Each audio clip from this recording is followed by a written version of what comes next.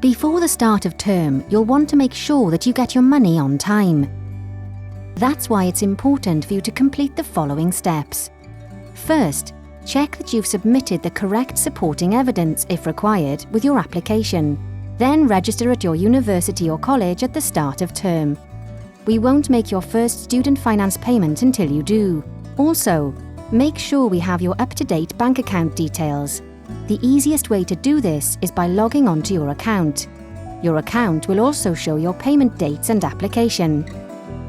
Your tuition fee loan will be paid in 3 instalments, directly to your university or college.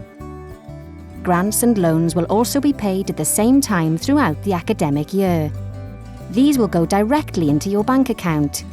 You should allow a few working days for the funds to be paid into your bank account. It's that easy.